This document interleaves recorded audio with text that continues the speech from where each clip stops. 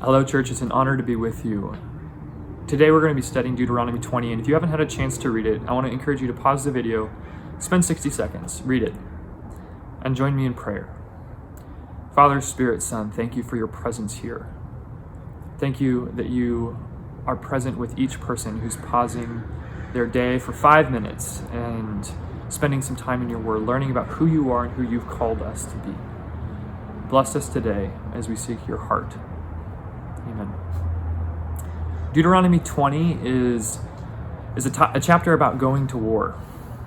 Deuteronomy as a book is Moses' final instructions to the people of Israel after 40 years of leading this whiny, cantankerous, doubting, fearful, idolatrous group of people through the wilderness, leading them out of their old identities, slaves in Egypt, where they learned helplessness, to where they've now learned a new way of being, a new identity, God's chosen people, who've been hardened, who've been knit together through the adversity of the wilderness, and they've learned who God is. God is a liberator, he is a defender, he is a provider, he's a teacher, he's a guide.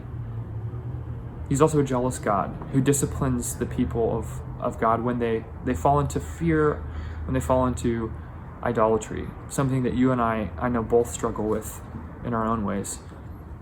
So chapter 20 is Moses giving them instructions as they're about to take the promised land, a military campaign, which thankfully you and I probably aren't engaged in war making. Some of you, though, may be a part of the armed services, and you'll probably read this passage a little bit differently, but still there's spiritual truths here.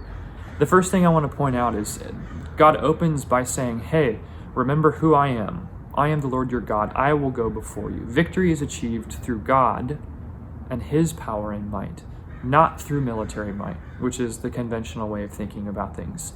He underscores that in the very next section by sending, maybe half the army home. He provides all sorts of exemptions for people. Hey, you built a house and haven't got to live in it, go enjoy it. Planted a vineyard, haven't reaped its fruit, go enjoy it. You engaged and not yet married, go get married and enjoy it.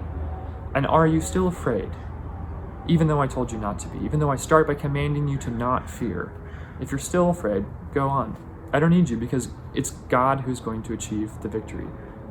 Now, the second thing is that though he's commissioning them to go wage a horrible, gruesome, warlike campaign to claim a land for their own and displace the people who are living there, he's a God who does desire peace first and foremost. So he instructs the Israelites that as they move towards the promised land to invite each people to a life of peace where they work for the Israelites rather than disruption.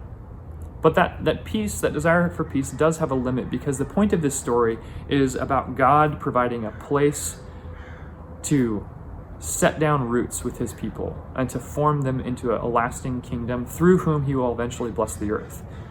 So when it comes to clearing the promised land, it's a much harder command that he gives, which is to eliminate every living thing. And he does that for a purpose. It's because he desires holiness, because he knows the weakness of his people, because he knows how easy it is for us to succumb to fear and to move again towards idolatry.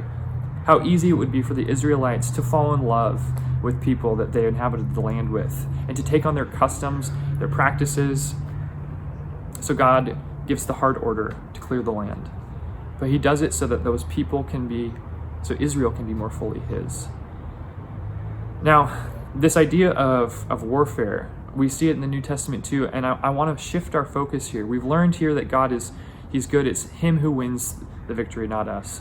He desires peace, and that he issues hard commands for the purpose of holiness and relationship with him. Now, in the New Testament, Paul picks up this image of warfare and the battle that we're engaged in for our minds and our hearts, our desires, our appetites.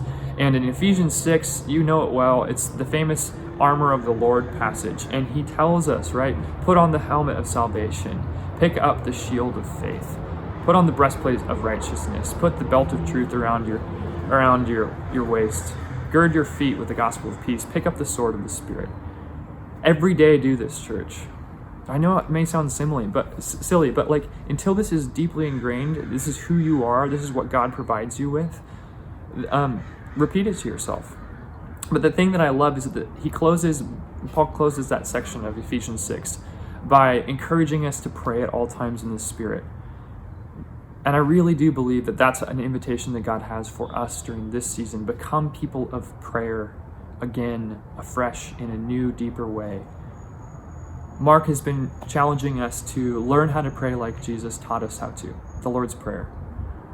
So right now, I'd like to encourage you, shut off this Devo, quiet your mind and your heart for a second, and just simply pray the Lord's Prayer.